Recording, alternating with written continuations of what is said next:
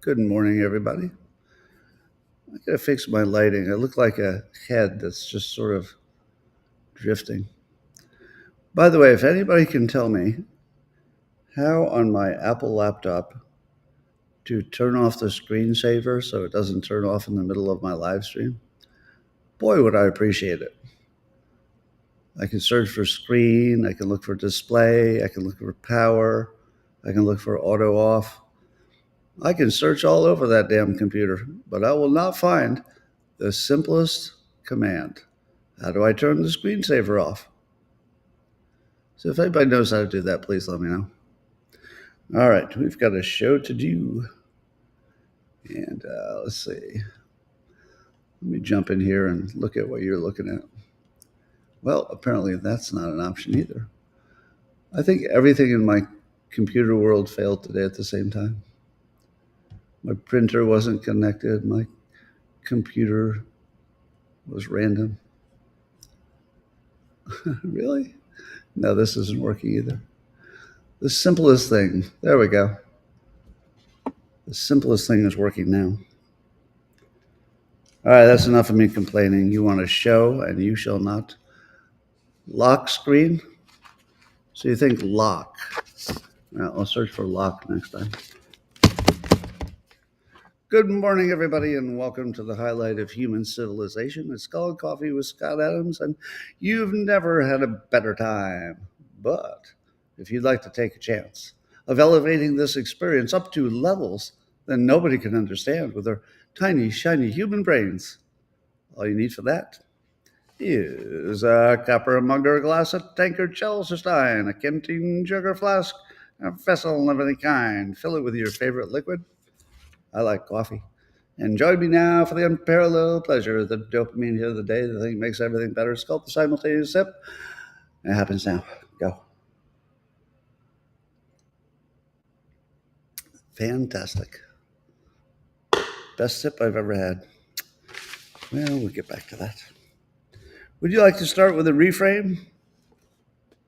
From my book, Reframe Your Brain. Full of over 200 reframes. Any one of them could change your life. You never know. All right. Here's one.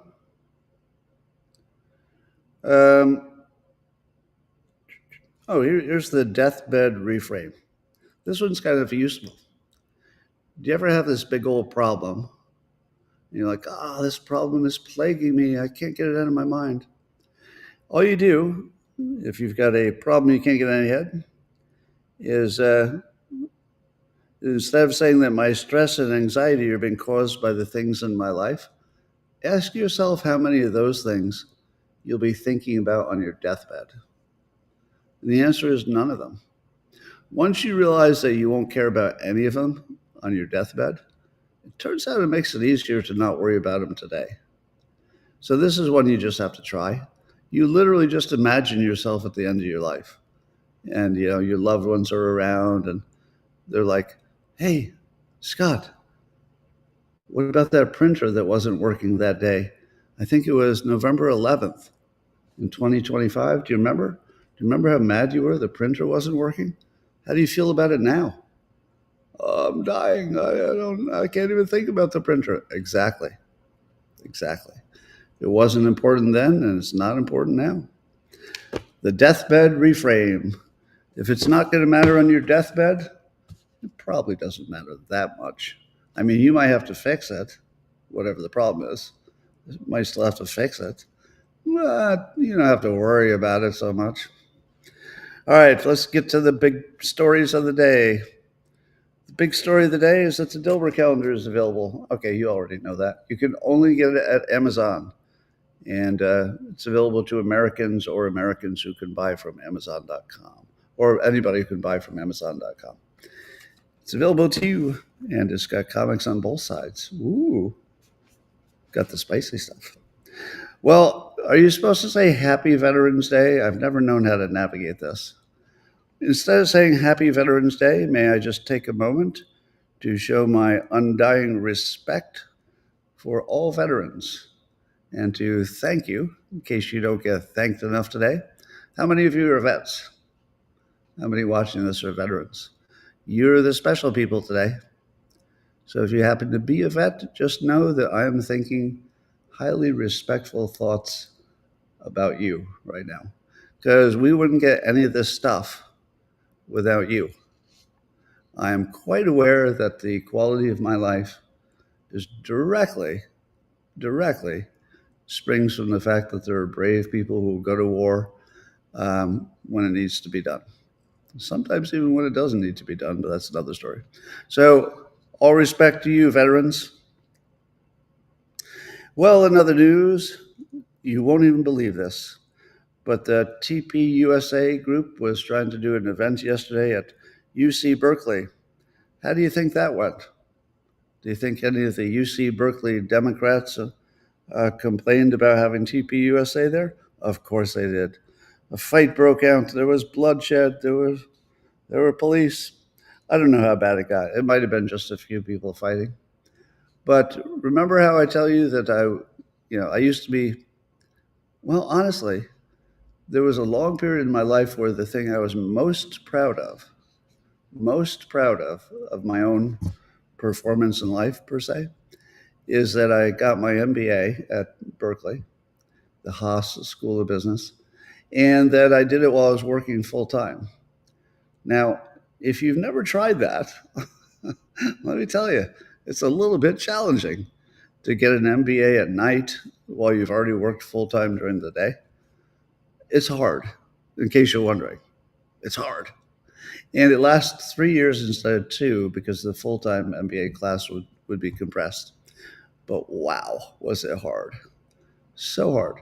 I may have told you this story before, but on day one, not literally day one, but the very first test I took in my MBA courses, they wrote the distribution, the professor did. He wrote the distribution of the grades on the board so we could all see where we stood.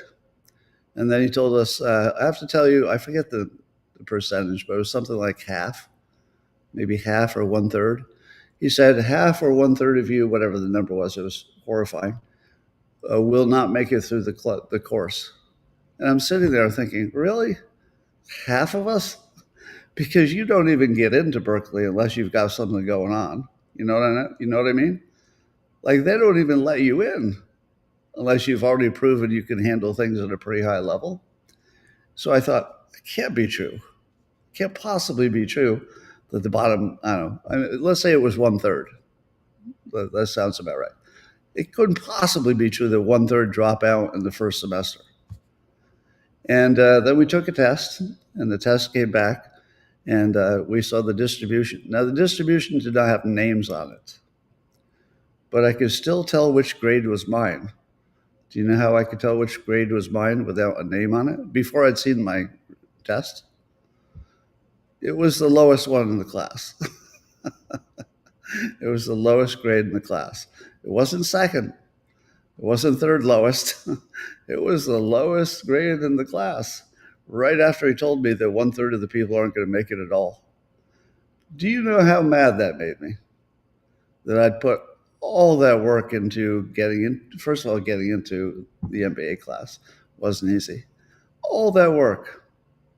And he's basically saying it's not going to work for you. And here's proof. Well, then another test came up, and I managed to be not the worst grade. So on the second test, not the worst. Definitely not the worst, but toward the bottom. By the third test, somewhat respectable. Somewhere in the middle. By the fourth test,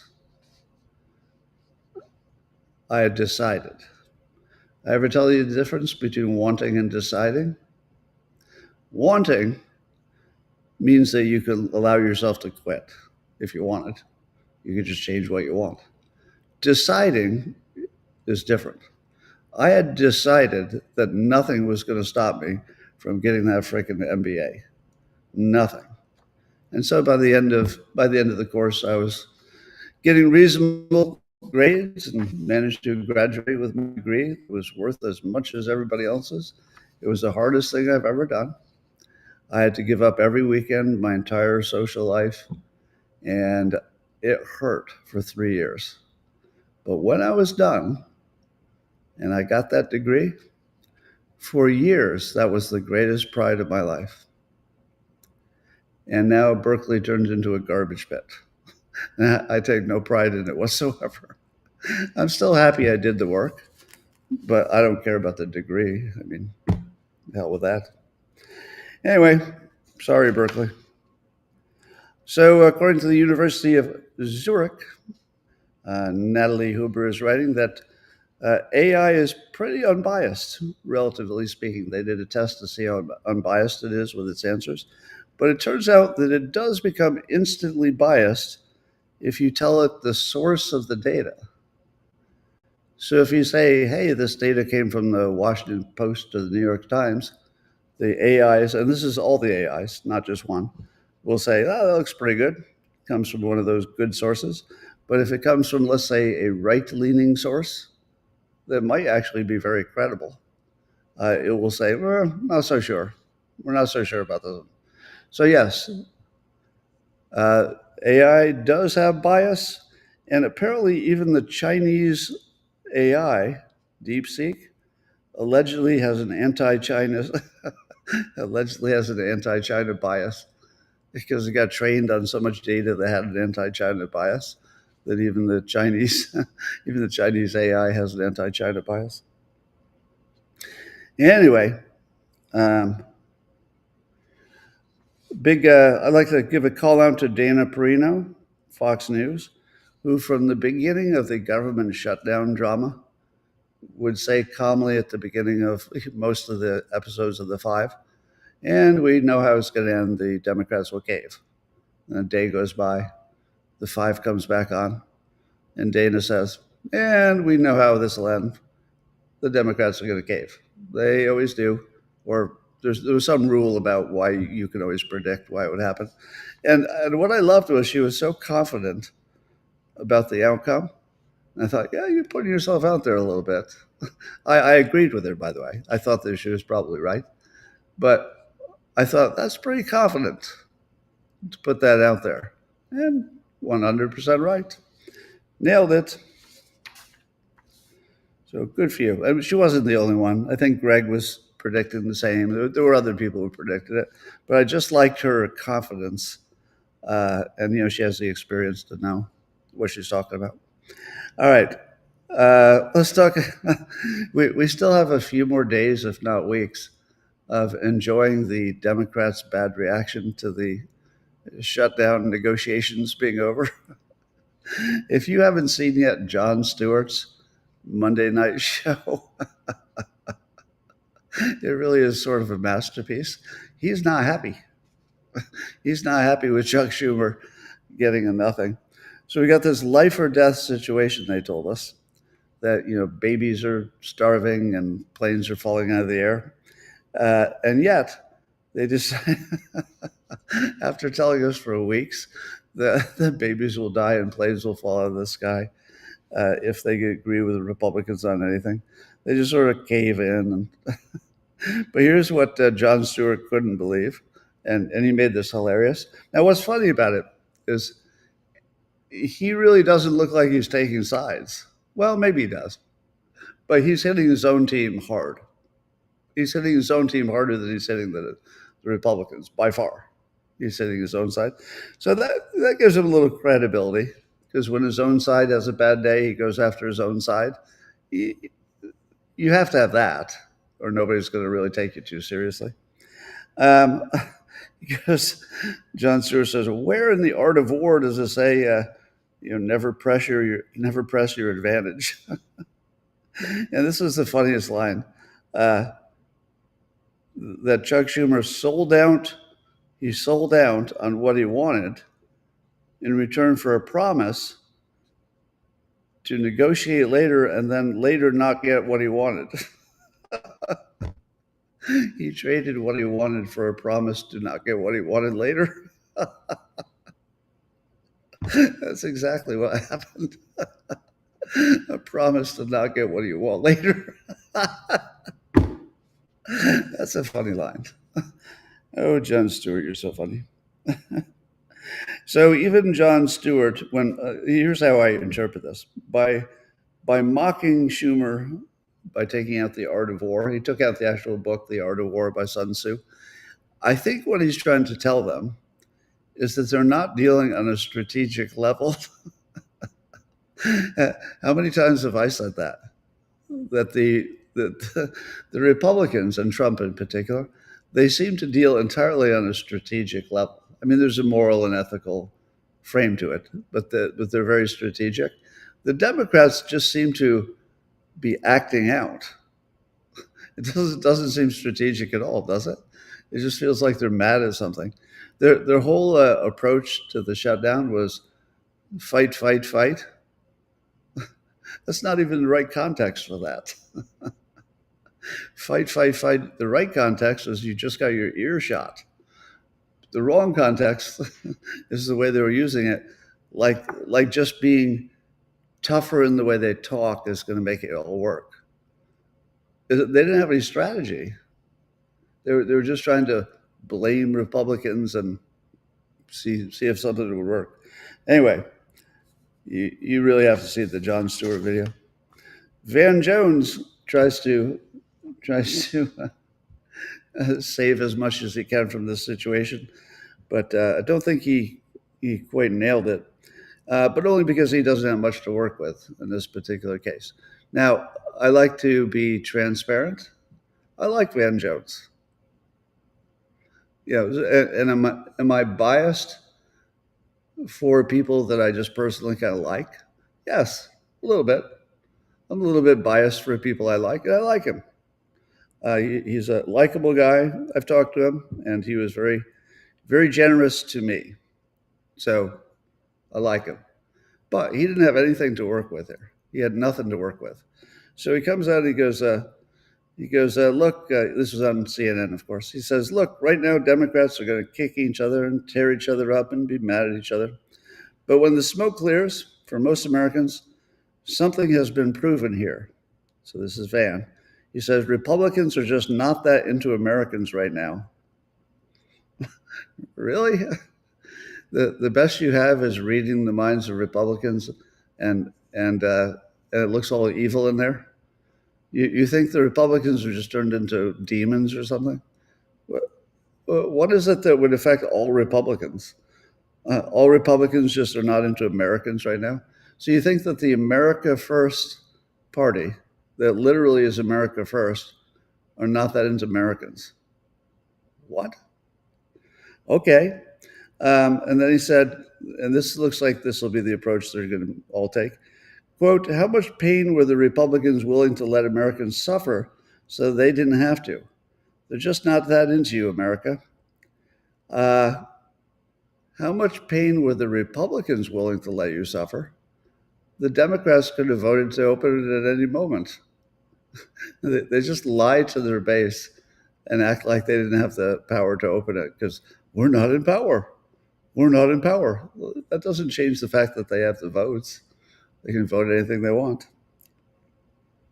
Or in this case, they could have voted past the 60 people limit. And then he says, Van says, Donald Trump and Republicans were willing to let planes fall out of the sky. I can't believe he's going this far. And children starve before they came to the table. That's so absurd. Like only one side was starving children, or as if any children were starving. I'm pretty sure nobody starved. Have you seen any anecdotal stories of, even the reason you can't do this story? If the press did a story about the family, oh, it's terrible that I'm laughing at this. Stop it, Scott. This is not funny. If the press, let's say they found a family that where little Billy was starving, and they did a story from, let's say, the family's living room, and they're like, there's little Billy, little Billy over on the couch. He won't be eating today. He didn't eat yesterday. He'll probably be gone by noon.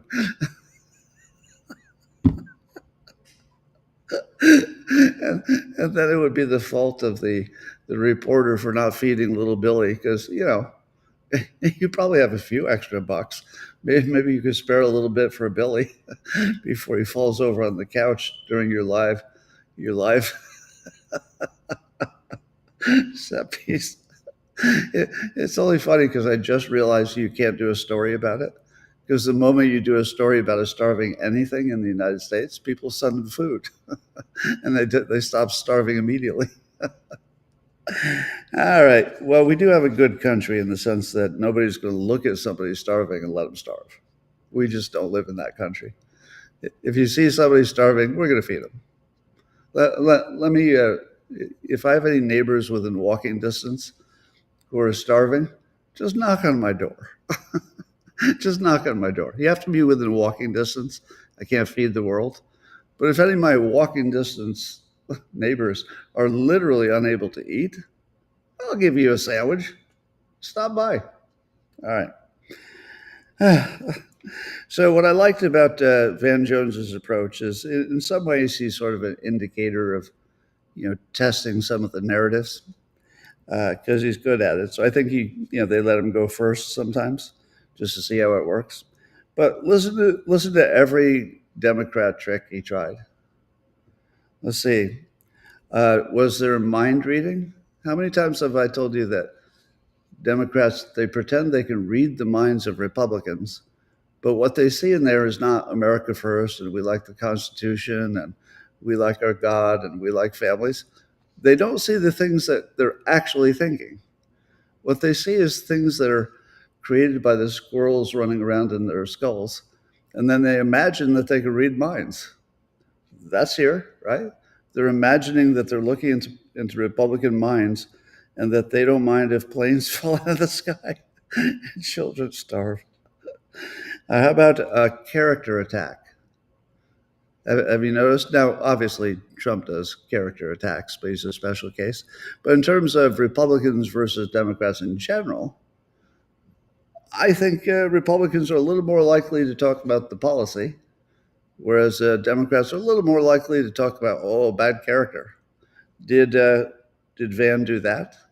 Did he treat the Republicans as if they have bad character? Yes. He treated them like they don't care if babies die. How about imaginary problems? Have you heard me talk about that a million times? That Democrats come up with imaginary problems? Well, this was completely self-created, and it was an imaginary problem in the sense that they could solve it without doing any real work. It was 100% solvable just by going, eh, eh. Would you like to see that again?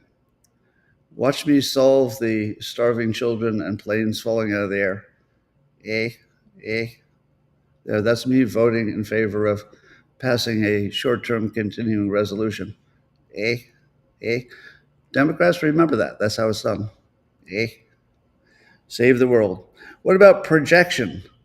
The thing where they're doing the bad thing, but they blame the Republicans for doing the very bad thing that they're doing? Yes, that was the whole shutdown. The whole shutdown was acting like the Republicans had some power over it, which they didn't. So we got the projection. How about the cluster B personality disorder? Have any of you had any experience with a narcissist that's part of the cluster B, so-called cluster B personality disorders? Well, if you've ever seen it, the way it looks is they blame you of whatever they're doing. So really, that's the same as the projection and the imaginary problems and the mind reading and the character assaults. They're all sort of under that domain. So we got that. Then we've got Democrats trying to focus their victories on things you can't measure. Things you can't measure. Is this one of those things you can't really measure? Well, I haven't heard any numbers for children dying. I didn't see any measurement of that. I don't know the number of planes that fell out of the air. I think it's 0. I think it is. So the entire shutdown was about what might happen if you don't open up. Except that didn't happen. We did open up. So it was this whole set of imaginary things that could happen, but didn't, as usual.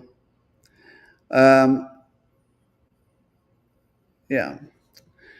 So the one that's missing is where the Democrats say a problem doesn't really exist, like they do with Antifa. That didn't apply to this one because everybody agrees that if you're not funding SNAP, people are going to have more trouble getting food. So at least they agreed on the problem. But could you see how stunningly consistent it is that Van, who's a totally reasonable, smart guy, he's following the Democrat plan that looks like mental problems more than it looks like the art of war, if you know what I mean. There was I think it was a fake Truth Social that was hilarious. I wish it hadn't been true, but it purported to show that Trump was saying that fat people would not be allowed in the United States, and then it ended with saying that Rosie O'Donnell will never come back, which would be a comment on her weight. Uh, that did not happen, as far as Grok can tell. So Grok said that was not real. Uh, I made the mistake of reposting that this morning before I said to myself, I better check this one. This one's a little bit too on the nose. And sure enough, Grok said, nope. But here's the fun part. It's actually based on something real. It is real that the State Department is going to ban overweight people from entering the US on a visa. But it would be based on general health requirements. So we're not talking about somebody who's got a few extra pounds, because that would be everybody. We're talking about people who are clearly not as healthy as they could be, and clearly will be a burden on the healthcare uh, situation in the U.S. Under those conditions, I guess the State Department says no visa for you, which isn't not a terrible decision. I can see that. Well, the Supreme Court's still thinking about tariffs, and Trump points out that they don't understand tariffs, which is no big surprise. He says that they've been given the wrong numbers on unwinding the tariffs, because one of the questions that the Supremes asked was, what would it cost if we rule to unwind the tariffs that have already happened? And Trump points out that the tariffs are not unconnected to the deals about bringing capital into the U.S. He says that there are $3 trillion that also has to be unwound, because part of the tariff agreements were that people would be investing in the U.S. So, is it possible that the Supreme Court is going to be off in their calculation by $3 trillion, and then they're going to make a decision that we're all bound by, while being off on the assumptions by $3 trillion? And it might be. They might be off by $3 trillion and then make a decision based on that bad assumption. Now, because Trump has said, that it's, and who knows about the 3 trillion? I don't know if the 3 trillion tracks exactly, but it is correct that you can't separate all this stuff. Logically, you can't separate. Trump says it will have over 20 trillion coming into our economy. I think that was on Laura Ingraham. She did a very illuminating interview with Trump. But here's my take. All data is fake. All data is fake. If you simply went by, what the Republicans are claiming, you'd find out later it wasn't exactly right. If you go by what the Supreme Court is believing, that's not right. If you tried to do the math yourself and add it up on your own, you wouldn't get the right answer. All of our important decisions, we pretend that somehow we have all this knowledge. We don't. We're mostly guessing. Bias and guessing, that's mostly life. But also, apparently, the Supreme Court is considering looking into the case of the ballot deadlines. So I guess there are 30 states that are up for a decision. Let's say, not really, because the Supremes haven't decided to take the case yet, but it looks like they might. And the idea would be if the Supreme Court could allow the administration, the feds, to tell states that they can't count later identifying ballots. So there's a possibility that the Supreme Court will say you can't count ballots that come in 30 days late or whatever deadline they put on it? And I think that they might. Don't know how this one will go. I don't have a good, I'm not really good on the Supreme Court predictions, but that would be a really big thing. And it would give me some confidence in our system because none of us understand why it should take so long only in one country. Am I right? Every one of you has the same issue, which is okay, if if you really have to wait 30 days, why is it only the top industrialized country in the world that has to wait 30 days? Really? We can't figure that out, but Estonia can do it in a day? I'm just making that up, but I think they can actually. That Estonia, you vote on the app on your phone. All right. So that might be a big deal. We'll see. Laura Graham asked Trump about the concept of the 50-year mortgage proposal. And I think Trump gave a really good answer to that. So rather than trying to, wade in and really get into numbers and stuff, he said, quote, all it means is you pay less per month. You pay it over a longer period of time. Now, that's not really all it means, because it also means you pay more, means you don't get to own your house outright as soon. It might be you live your entire life and you never owned your house completely. So it's not like there's no cost, but I think his summary is completely fair. The part you'd feel is that you're paying less per month, but longer. And then Trump changed the subject to he didn't think that would make a big difference in home ownership. So he thought that would be a minor change that some people would like, some people wouldn't. But, it's freedom. If you have the freedom for that option, more freedom's better probably. But he thinks the Fed will lower interest rates when we get a new Fed chair in the spring. Maybe before that. I think we're supposed to have a couple of more rate cuts no matter who's there, right? So that's a good answer on housing. Interest rates are going down, et cetera. And then Scott Bessent, Treasury head, he was on MSNBC and embarrassed them because he knows so much more than they do about everything. So the MSNBC host asks Scott Bessent, how does a $20 billion bailout of Argentina help Americans? Now, that's a pretty good question, right? I saw this in a post by the Patriot Oasis. And Bessent answered that. He said, do you know what a swap line is? Boom. And we're done. He could have stopped there. So MSNBC characterized it as a bailout. And Bessent just looks at him and goes, do you know what a swap line is? Now, I just told you that I have an MBA from a top school. I've got a degree in economics. I didn't know what a swap line was. How many of you know what a swap line is? Is there even one person here who could say, oh, a swap line? Yeah, a swap line is different from a bailout. Let me tell you the ways. Well, I don't know. All I know is if somebody said that to me, I would stop the conversation immediately because I would recognize that they know a lot more than I do about whatever this is. So after he goes, do you know what a swap line is? The MSNBC host said, it's a currency swap, yes? And then Bessent doesn't let him or her off the hook. I don't know who it was. He goes, but what is that? Why would you call it a bailout? So instead of answering the question, he just puts it back. Why would you call that a bailout if you know what it is? That's a pretty good answer. If you know what it is, why would you call it a bailout?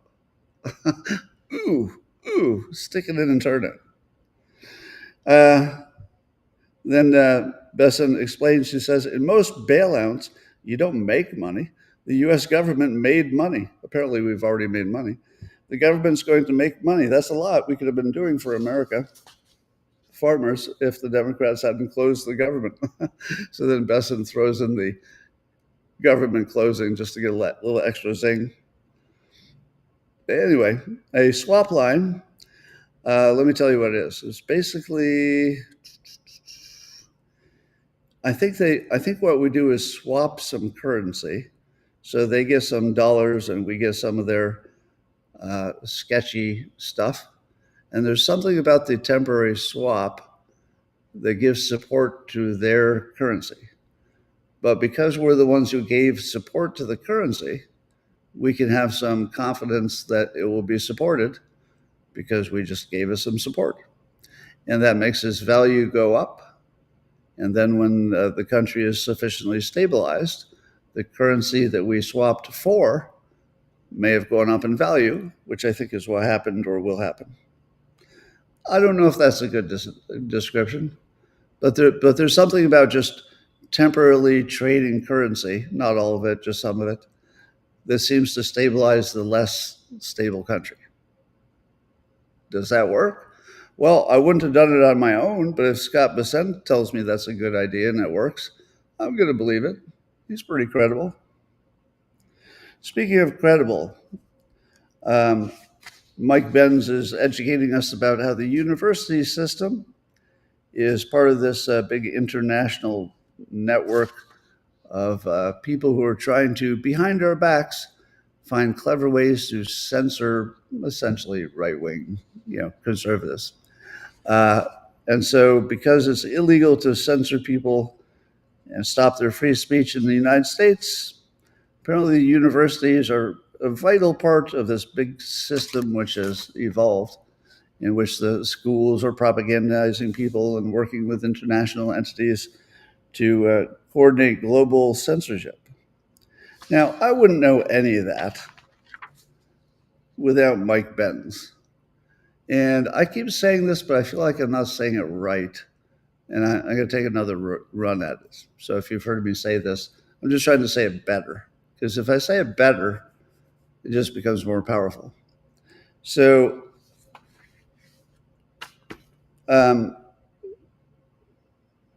here's what I want to say. I'm going to give you a little mental test, or like a thought experiment. Oh, okay. It's a thought experiment. Are you ready? Somebody tells you that you're going to compete in some kind of an IQ test, but it could be an SAT or just some general intelligence test. And you walk into the room and you say to yourself, yeah, I'm pretty smart. I'll bet I could do all right in this IQ test. And then you sit down to take the test and you look to your left and it's Victor Davis Hanson. He's also taken the test. And you go, oh, shit. This is Victor Davis Hanson. Okay, I'm not going to beat him on the IQ test. But then you look to your right, and it's Ben Shapiro. You're like, I don't always agree with Ben Shapiro, but he's way smarter than me. And he's taking the test. Well, maybe I could come in third. And then you look in front of you, and there's Scott Bessent. You're like, oh, come on. How is this fair? And you look behind you, and it's Jordan Peterson when he's full health. And you go, oh, come on. How in the world did I get in this room? And then you look over there, and it's Thomas Massey. Oh, come on, he went to MIT. Come on. Then you look over there, and it's Mike Benz. And then you look over there, and it's David Sachs. Do you feel that? I have to give you a confession. When I was a young man, I was not conservative. I didn't identify as conservative. And the reason was it seemed embarrassing because I thought maybe the dumb people were all on one side. Does anybody have that feeling? Like a long time ago. It felt like the dumb people were the conservatives and all the really bright Ivy League people tended to be on the left. And I didn't really want to be associated with the dumb people. Now, I may have been right, I may have been wrong. I'm just telling you how I was thinking at that time. But when I put you in that room and I made you sit at that desk or imagine it, and then I made you wonder how you would do if you were surrounded by some of the most notable conservatives. Now, you may have also noted that I could have gone on for a long time. I could have continued mentioning people who were the most notable ones, the ones you see all the time. And I didn't even mention Elon Musk. Put Elon in the room, right? He gets to be in the room too. So we've got the smartest room that civilization has ever assembled. But at least the Democrats have a good set of people running against them, right? All right, I'm going to put you in another room. You ready? Room number two. Room number two, you go in for your IQ test, you sit down, and you look to your left, and there's AOC. And you say to yourself, AOC, she went to college, she's bright, but I think I can take her. Then you look at the other side, and there's Jasmine Crockett. And you go, she did go to law school, right? I think she has a legal degree. But you say to yourself, still, I feel like I could take her on this IQ test. Then you look the other direction, you see Eric Swalwell. You say, okay, I could be him. Also, he's an attorney, I think. Adam Schiff, yeah, I could take Adam. Jamie Raskin, I think so. Chuck Schumer, definitely. Bernie Sanders, yeah, definitely. How about Mayor Brandon Johnson? Probably. Now, what's interesting is, I don't know, at least half of the people I mentioned have Ivy League or very high credentials.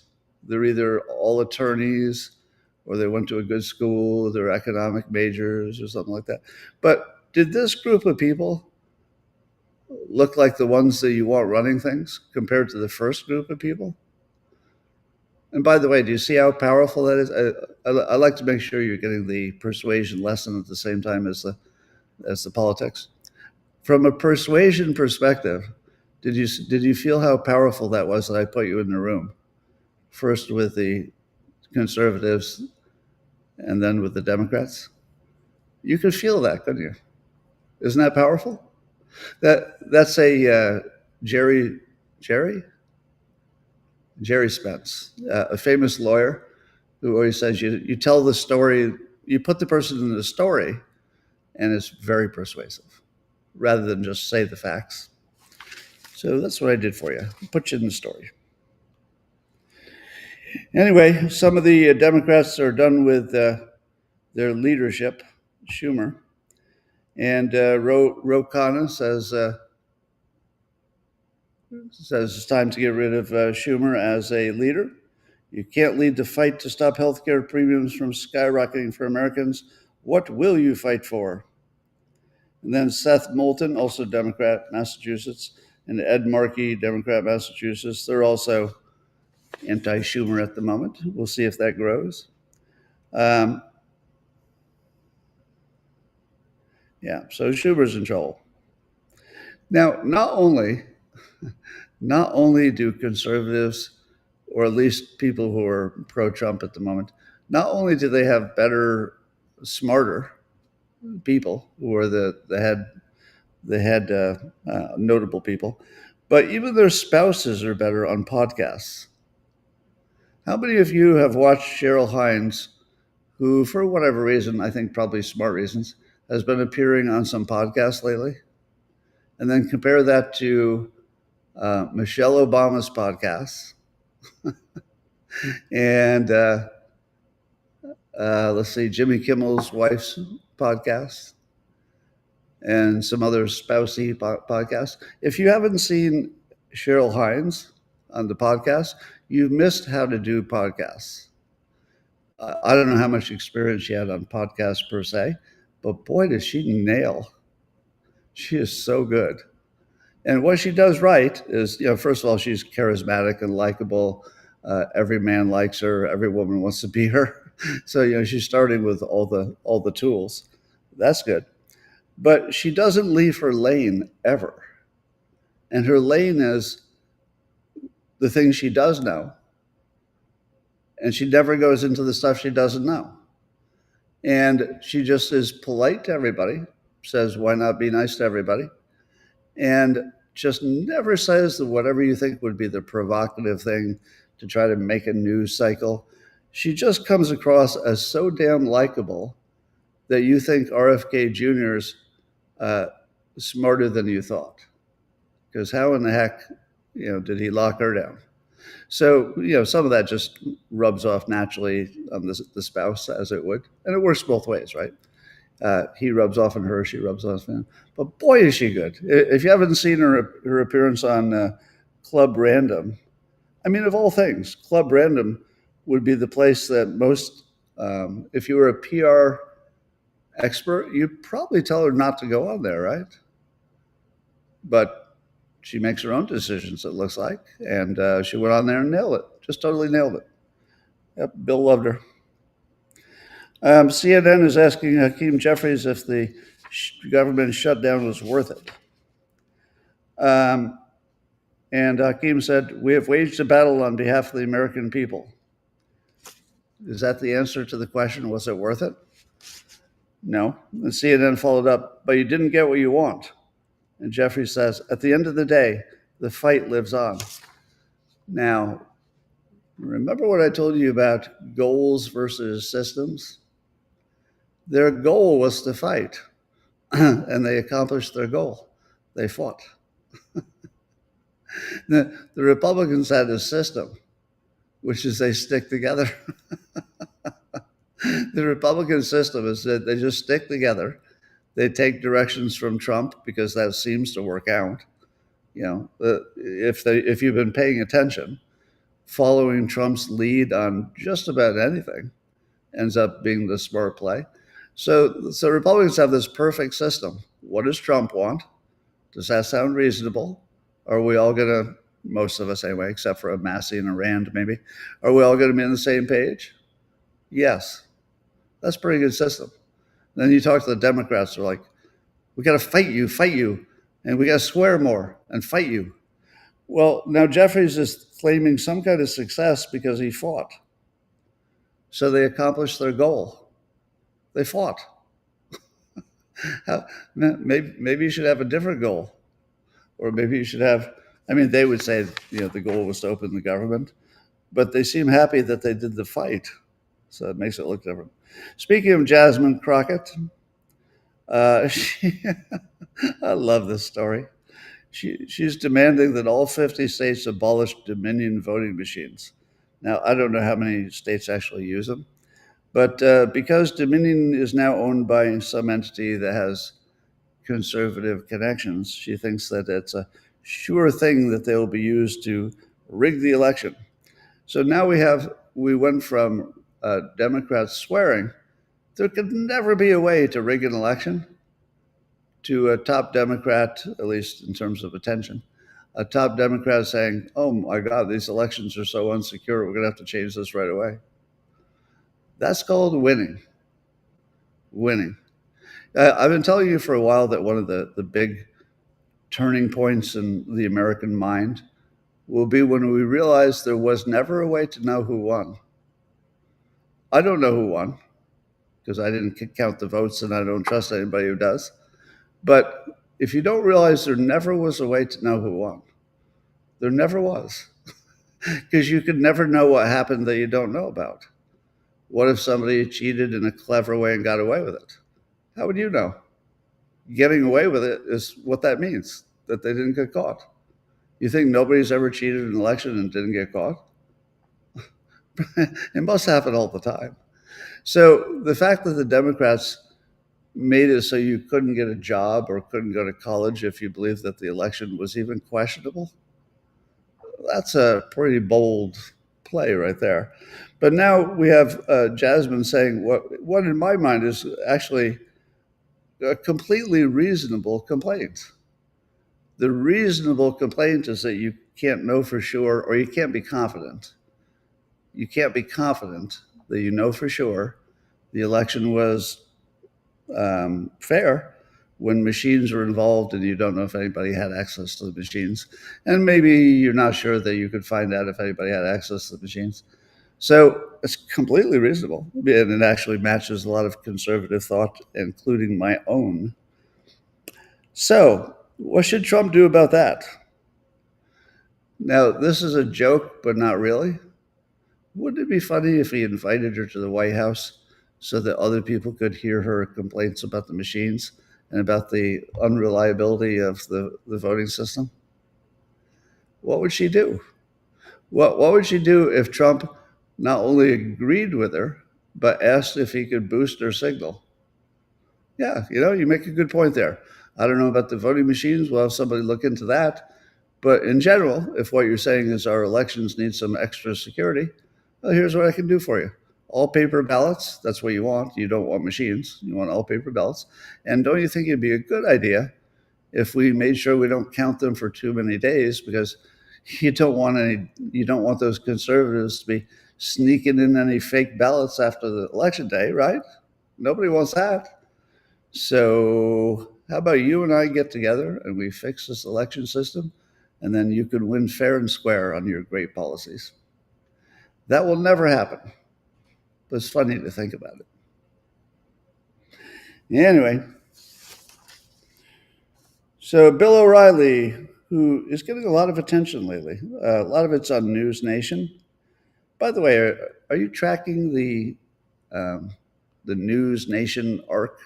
I don't know how they're doing financially, but I got to say that Chris Cuomo is doing an incredibly good job of promoting, a new network, a newsy network, and they do have interesting guests. Um, Cuomo was the first person who I trusted, who reached out to me after I got canceled, and I thought did a very respectful and fair but tough interview with me. So I have lots of good things to say about Cuomo, just because of personal interactions. But yeah, News Nation's doing a great job. But anyway, they had Bill O'Reilly on quite a few times, and so they're sort of reconstituting him. But he said on the cost of living, he thinks sort of the midterms will really, and maybe 2028, will turn on cost of living things, and he's probably right about that.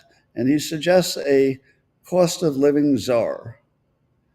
Now, if he's suggesting a cost of living czar simply for the purpose of making it look like Republicans are doing something about affordability, maybe it's a semi good idea. But if you leave out what would the czar do, I don't know if it's anything. What would the czar exactly do? Is there something that a czar knows how to do that you and I don't know how to do? What exactly do you do? I can't think of anything. If people had great ideas for lowering costs, don't you think we'd be noodling on those all the time? If the Republicans have a great idea no, I'm sorry. If Democrats have a great idea for lowering costs, I want to hear it. I don't want to reject it. If anybody has a great idea for lowering costs, I'd like to hear it. So I feel as though it's a lack of anybody having an idea. It's not like somebody didn't fight hard enough. It's not because we didn't have a czar. It's not because there's no cabinet position for lowering expenses. It's because nobody has an idea. Short of the big ideas like Trump has of lowering interest rates, for example. And you can do things around the margin, but I don't know what a czar is going to get you. Let's get an idea first, and then maybe a czar. So Trump is now, I guess, in favor of up to 600,000 Chinese students coming to the U.S. For college. And he says that's a pro-MAGA stance. He was telling Laura Ingraham. And he says that if you didn't do that, because the Chinese students bring in a lot of money to the colleges, because they pay full price where a lot of Americans would not. Trump says you would have half the colleges in the United States go out of business. I think he mentioned the historically black colleges would also have trouble. He says, I know what MAGA wants better than anybody else. Well, MAGA wants everything to work, right? So if the only way college works is if there are a lot of Chinese students, then I don't know, maybe you do the best you can to make that situation work, which looks like what Trump is doing. But I don't know how you could feel safe with that. So here's my take. I assume there's something Trump knows that we don't about the Chinese students. One thing he might know, and this is pure speculation, because remember, I'm not a Democrat, so I can't read any minds. Pure speculation. What if our intelligence people have assessed that the best way we can deal with China is to educate their elites in our schools, right? Would that be the worst idea?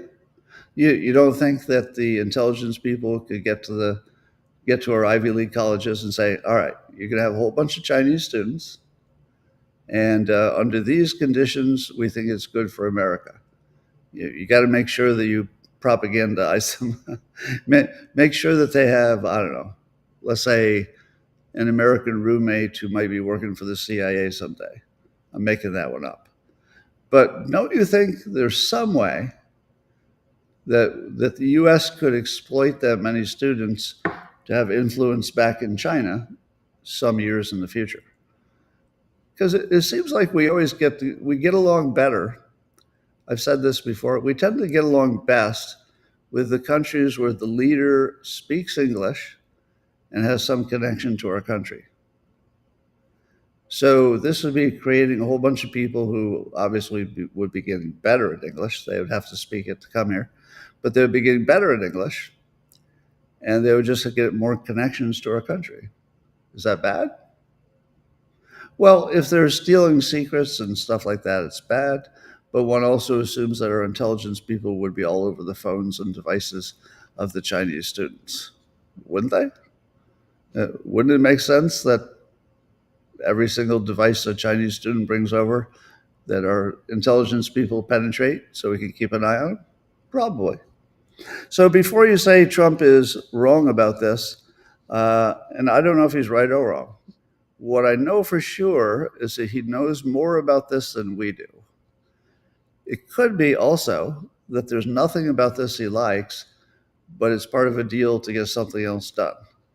For example, what if the only way we can get a good rare earth mineral temporary deal until we can do it ourselves, what if the only way we can get that is that privately President Xi has said, I'll tell you what, you're going to have to let the Chinese students in. I'm getting too much pressure from the elites who want to send their kids there. I'll give you your minerals, but you got to open the colleges. Would that be a good play? If you thought that was true, and I'm not saying it is, wouldn't it be a good play to at least consider taking in a good number of Chinese students? It might. So don't assume you know what Trump is thinking, because he gets different information than you do on stuff like that. Well, SoftBank, the company, is selling its entire stake in NVIDIA for $5.8 billion. Now, you might say, do they think that NVIDIA is no longer a good investment? It's probably not that exactly, but rather they're freeing up cash for more OpenAI investments. So it looks like they want to put their money on the software side, not the hardware side with NVIDIA. Now, I told you I sold my NVIDIA earlier in the year after a pretty good gain because I didn't trust that a hardware company could have a sustainable long-term advantage when the stakes are this high. When the stakes are this high, it just guarantees that the best players in the world are going to flow in and try to take some of that margin. Guaranteed. There's no way around that. And since we don't know how good those competitors would be, it would be misleading to say, NVIDIA is doing really well, so therefore they'll just always do well into infinity. Well, here's some news.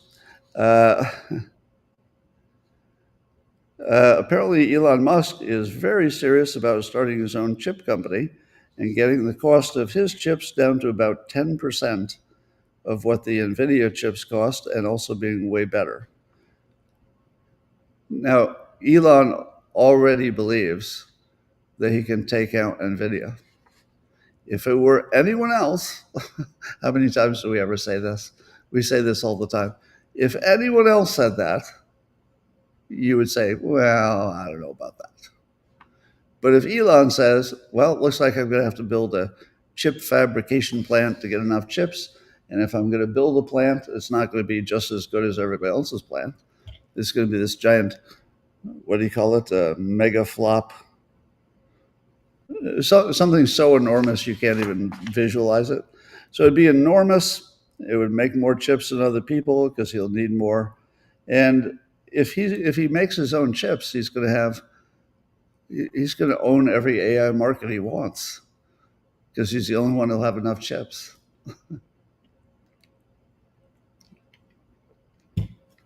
So, if you were a SoftBank and you had $5.8 billion in one AI chip company, and Elon Musk just said in public, I think I might compete with that and beat it with a 90% cheaper product. Even if NVIDIA was so nimble that they could match that, it would still take 90% off their profit, right? I mean, roughly speaking. So I don't give financial advice. As you know, this is not financial advice. If you had followed my financial advice and sold NVIDIA when I did, you would have lost a lot of money compared to holding it until now. So keep in mind, I'm not good at investing. I'll tell you that as often as you need to hear it, because I know it's kind of tempting. If you like my opinions on some political thing, you'll think, well, then maybe he's also good at investing. Nobody's good at it. Nobody's good at investing. Nobody is. A lot of it is luck and insider trading. All right. Apparently, there was some kind of Jim Hoft, Gateway Pundit, says there was some kind of leaked phone call that showed that the State Department is backing their color revolution with global partners. I can't tell if this is the same thing that Mike Benz was talking about or not, but apparently there's newly surfaced recordings shared by Data Republican, an account on X. The former USAID employees openly discussed moving internal groups off federal systems into encrypted signal chats ahead of the presidential inauguration. That would have been Trump in January. And then linking up with international partners to mobilize against mobilize against authoritarianism. So when you hear that these big networks are mobilizing against authoritarianism, that should be thought of as a color revolution. How many Democrats do you think know what a color revolution is? I'll bet most of my audience does. Certainly all of Mike Benz's audience does. But how many Democrats would even know what that is, a color revolution? That's when the United States overthrows other countries. But apparently the same tools have been used internally, which is very illegal and inappropriate. All right. Here's a story that I wouldn't mention, except I like Rand Paul, so I'm going to give him a little boost on his messaging. Apparently, there's some kind of legislation cooking that would ruin the totally legal hemp production in his state, Kentucky. So apparently, all of the hemp people would be put out of business by whatever change this is. I don't know what the change is, but there's no reason the hemp business should be crippled. That would be not understanding what hemp is. You can't get high smoking hemp. It's related to cannabis, but it doesn't get you high. That's why it's legal. Why in the world would they do something to take out an entire industry in 23 states? So I don't know the details there, but I'm going to trust Rand Paul, and I'll give him a little boost because I think he's one of the good guys. He doesn't always agree with me. He doesn't always agree with Trump, but I just think he's one of the good guys. So I'll give him a boost on that. So whoever's in charge of that hemp thing, give that a rethink. I think Rand is probably right on that. Russia is upping its UAV, that would be the drones, warfare game. Now they have a 62-mile range attack drone swarms. So they can attack with a swarm within 62 miles. That's still sort of frontline-ish.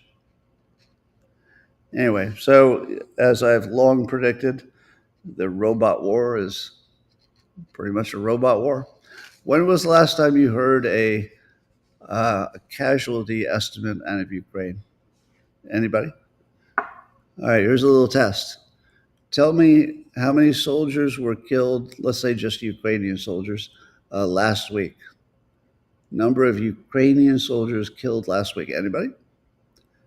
Well, I don't think it was in the news. Why would it not be in the news? There's only one reason I can think of why casualty numbers for a major war would no longer be in the news. Can you think of a second reason? The first reason is that it's a very low number, right? Well, what if only 3 people died? I'm not saying that's true. Could have been thousands. We don't know one way or the other. Maybe it's thousands. But what if it was 3? Why are they not telling us? If it were thousands, don't you think they would have told us? Because the news likes to report on whatever's bad, and thousands a week would be super bad. Or even just to show that Trump is wrong about the number of people dying. Because I think he said something like 5,000 a week or something. And if that's not right, wouldn't you expect Daniel Dale would jump right in and say, no, it was only 3 people? I mean, if it was. So I'm not saying it was 3 people. I'm saying it's a war where they stopped counting casualties. I don't believe they ever stopped in Gaza, did they? I mean, the numbers might have been, fraudulent, but I don't think they stopped reporting them. So we don't know what's going on there. But I suspect that it has turned into an all-robot war, and that the only thing that they should be reporting is what they are, which is how many drones were deployed last night and how many hit their target and how many got shot down. So maybe that's all we need. There's a new paper that claims that everything you know about the universe expansion is wrong. Futurism is writing about this. Victor Tangerman. Not everybody agrees, but if you've ever followed, Scott, stop all the. All right, let's see. If I'm right. Scott, stop all the scenarios of if I'm right. How about you give me a fucking reason? How about you do your own podcast and don't give me advice in the middle of the podcast? How about that? How's your podcast doing with all your good advice? Don't be an asshole. It's like you could turn your asshole and your assholeness off just for an hour to watch one podcast. You don't have to be that guy. You really don't. You could simply be a nicer person, and then people would like you more. You get invited to more. I'm guessing you don't get invited to anything. Am I right? Probably nothing, based on what I've seen so far. All right. China is pretending it's going to do something about fentanyl. And according to The Hill, Didi Tang writes that China said on Monday that it's going to pledge to crack down on chemicals that can be used to make fentanyl. What does that remind you of? They didn't actually ban the fentanyl chemicals. They just made a pledge to crack down on it. Well, that sounds a lot like the deal that Schumer got. Well, we'll promise to talk about it later before we don't give it to you. No, I do not believe that China did a damn thing at all about fentanyl. Did they promise that they would do a damn thing about fentanyl? Maybe. Maybe they said they would. Do I think that they will? Why would I think that? They haven't they haven't done anything that they said they would do yet. I mean, nothing meaningful. So I'm going to say that's a lie from China. And we'll never see that. All right. Hey, timing was pretty good. Pretty good. All right, that's all I got for you today. I'm going to talk a little bit privately with the good folks, my beloved subscribers. For those of you who got here a little late, did you know that the 2026 Dilbert calendar is available right now? You can buy it on Amazon. You'd have to be an American or use Amazon.com, the American version, if you had a way to do that. I don't know if there is, but I hear there is. And All right. Thank you. Did you enjoy the show? Did I tell you anything you didn't know? But here's what I'm most interested in. I'm not searching for a compliment, although I like them. So if you have a compliment, I'm sure I'd enjoy it. But when I did you're sitting in the class and you're going to take a test, I'd love for you to tell me how powerful that was. Because as I was doing it, even I could feel it. Like you can actually feel good persuasion. You just feel it more than you think it. And I wondered if you could feel that. Okay, getting a lot of yeses. Good. And that should be one of the best lessons you've ever gotten on persuasion, because I actually brought you into it. I didn't just tell you about it. I brought you into the center of the persuasion, and you could feel what it was like from the inside. Pretty amazing. All right, before I go to my beloveds on locals, I'll give you a little update. I don't know if this is temporary or not, but today's the first day in memory, probably since June at least, that I've not been in pain in the morning. I'm not in pain. There's not a single part of my body that hurts right now. And that is really rare. If you've got advanced cancer, that's really rare. I'm not on any pain meds, no pain meds right now, nothing at all. And I don't have any pain. So I don't know if that means everything's working. See, here's the trick. The trick is that cancer is highly variable. So for no reason at all, things will hurt like crazy. But then a day later, you won't be in pain. Or the pain will move from one part of your body to a completely different one. So cancer is real tricky. So the fact that at the moment it doesn't hurt like crazy, yesterday it hurt like crazy. I was in so much pain at exactly this time yesterday. It's hard to even describe. I bluffed my way through the podcast, but boy, did it hurt. At the moment, no pain at all. Now, I've taken the radiation on my back, just one spot, not my whole body. That may have worked. I took the Pluvicto, just the first of what will be 6 doses. It's a little too early for that to work, but if it would work, I might see the first indications of it after a week. And it's been a week. But also I did the BioShield with Dr. Sun, and the BioShield should also take a week or two before you see any difference, and it's been, a week and a half? So we're right just on the cusp of where I can say it's probably more related to the treatments than it is to some just ordinary variability. But I can't quite say that yet. We're not quite there. But we're right on the edge of, I wish I could say, oh, this shit's working. It might be. Yeah, I don't really have a second explanation of why I'm not in pain. Might be working. And that would be amazing. All right, people, I will see you tomorrow. And my beloveds, I will be coming at you right now, assuming my technology works, and it will.